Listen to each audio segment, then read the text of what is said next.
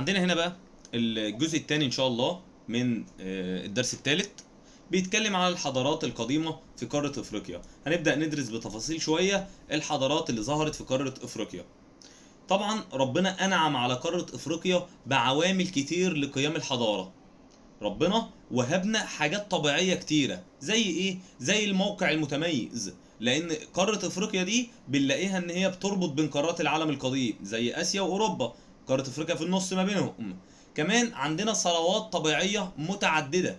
عندنا ثروات طبيعية زي المياه العذبة اللي بدأنا نستغلها في الزراعة، النباتات الطبيعية اللي بتنمو بشكل كبير. عندنا ثروة حيوانية كبيرة جدا في افريقيا. عندنا كمان معادن مختلفة موجودة في افريقيا زي الحديد والذهب وغيره.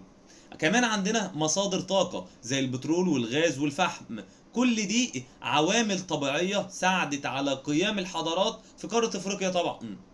وزي ما عندنا عوامل طبيعية عندنا برضو عوامل بشرية، حاجات الانسان هو اللي عملها. زي بالظبط كده بيقولك سكان القارة الذين استطاعوا استثمار الثروات الطبيعية.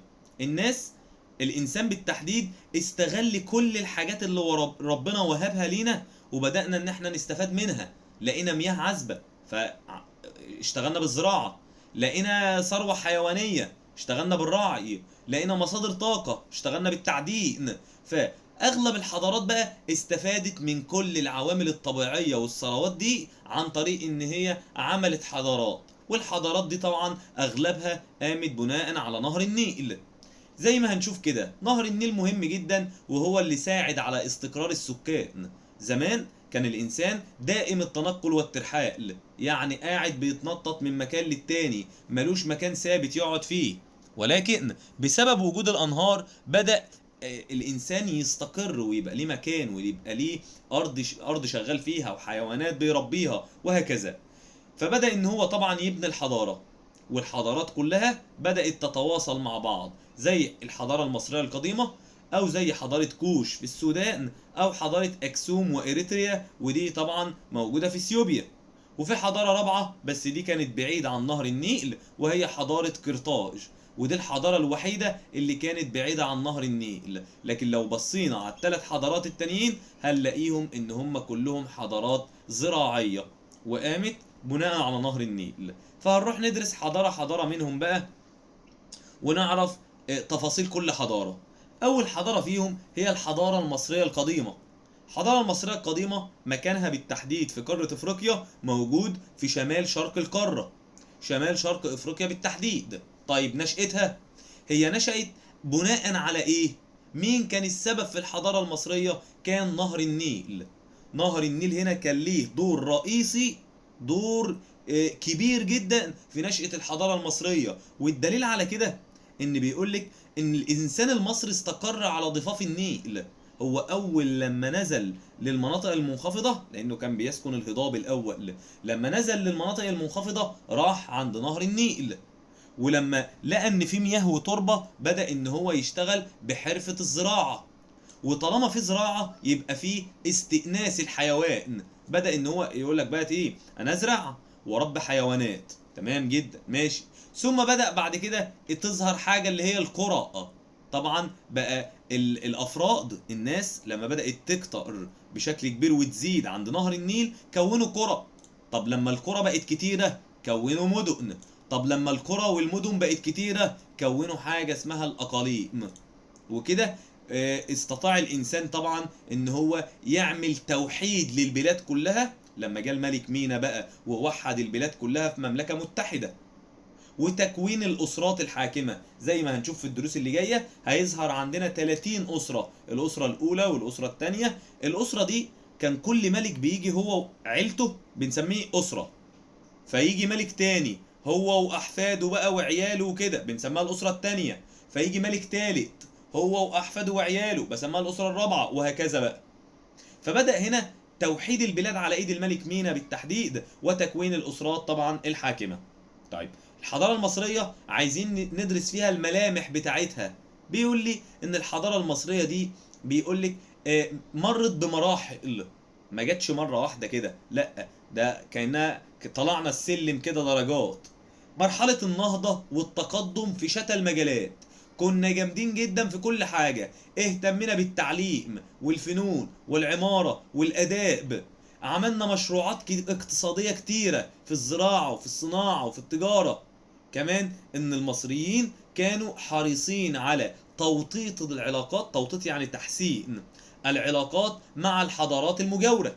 كان لنا علاقات مع البلاد اللي جنبنا. طب زي مين؟ زي حضارة كوش. كوش دي اللي هي مين؟ اللي هي السودان. وبلاد بونت، بلاد بونت دي اللي هي مين؟ اللي هي الصومال.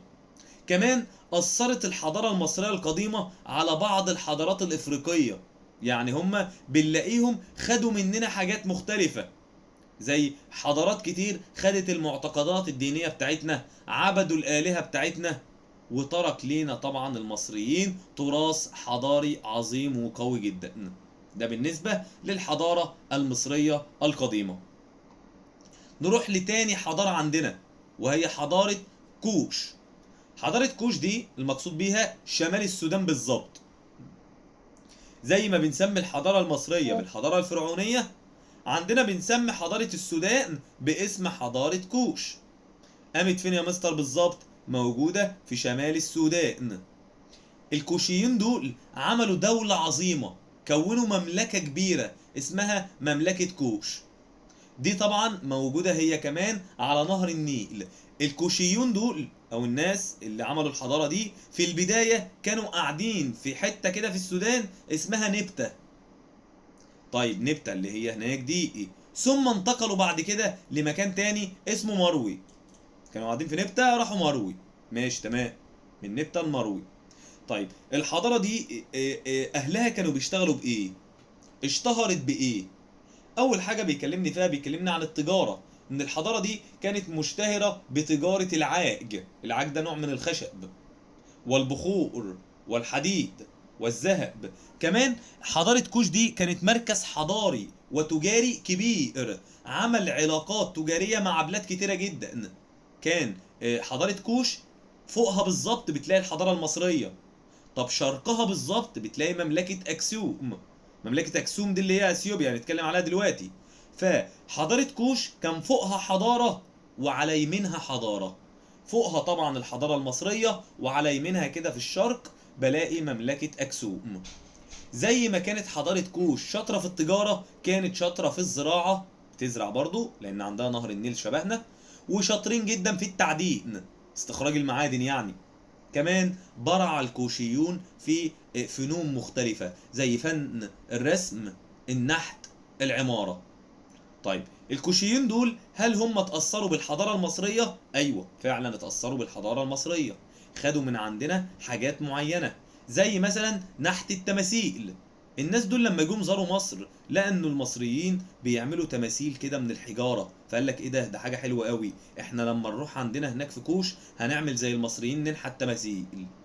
تاني حاجة بناء المعابد والأهرامات، لما جم عندنا شافوا الأهرامات بقى خوفو وخفرع ومنقورع وكده، فقال إيه الحلاوة دي؟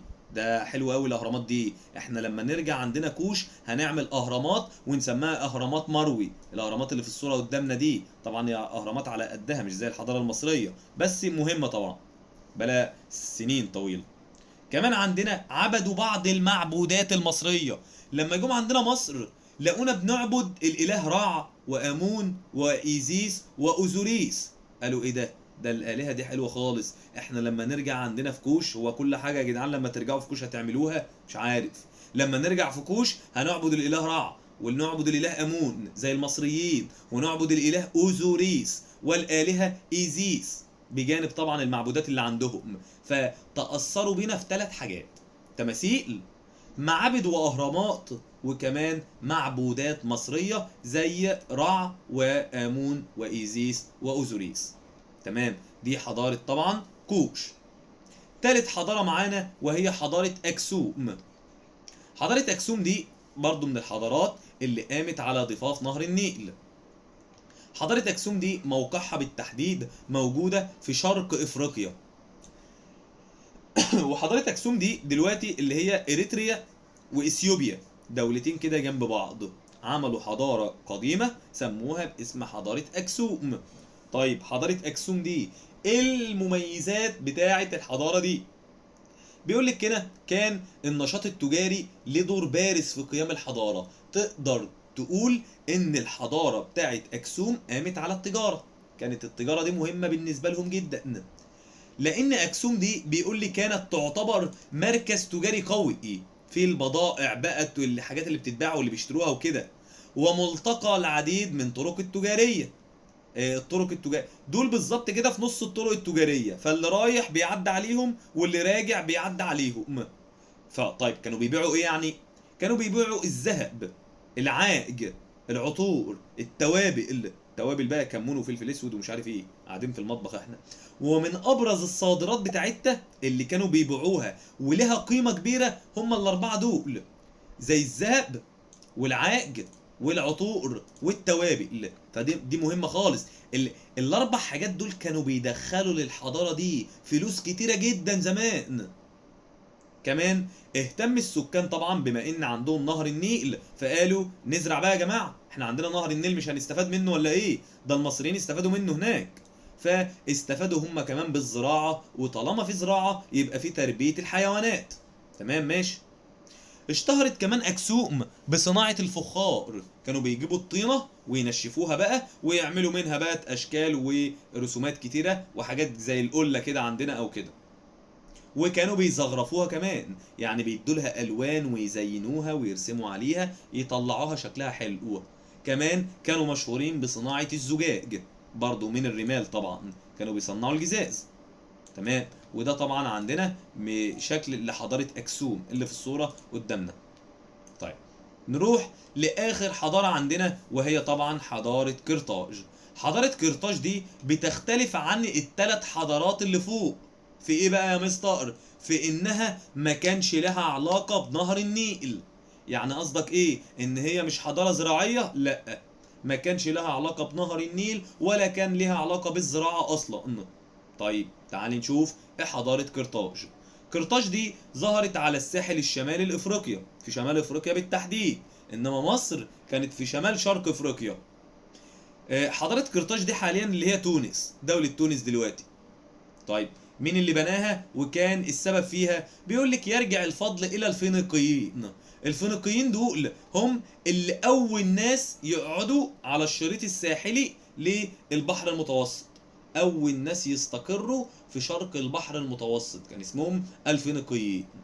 الفينيقيين دول قالوا احنا عايزين نعمل مكان مهم للتجارة يا جماعة على البحر المتوسط، فبدأوا ان هم يعملوا مدينة قرطاج. طب عملوها بالتحديد ليه بقى؟ لتأمين رحلاتهم التجارية من فينيقيا طبعا في قارة آسيا إلى أسبانيا في قارة أوروبا. الناس دول قرروا إن هم يبنوا مدينة جديدة على البحر المتوسط.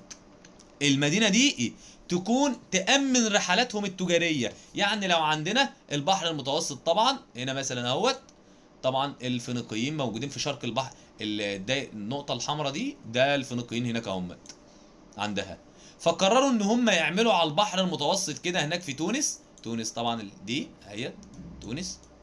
قرروا ان هم يبنوا هناك مستعمرة، مكان للتجارة. ليه؟ عشان وهم رايحين وهم معديين كده يقعدوا فيها يأمنوا تجارتهم، ما حدش يطلع يستولي عليها، وبعدين يكملوا بقى من تونس هناك او من قرطاج بالتحديد هناك يروحوا لحد اسبانيا. تمام. يعني ده الهدف الاساسي من انشاء طبعا قرطاج. طيب كمان بيقولك مع مرور الزمن بقى لما الوقت عدى وفي سنين طويلة فاتت، قويت مدينة قرطاج. قرطاج دي بقت قوية واستقلت عن فينيقيا. قالوا لهم احنا مش تبعكم والله يا جماعة بقى، احنا بقينا اقوياء ومش هنبقى تبع فينيقيا. وكونت مملكة قوية وحكمت شمال البحر المتوسط والجزر اللي في البحر المتوسط كمان. ده قرطاج طبعا لما بدأت كده ايه تشد حيلها وتبقى قوية.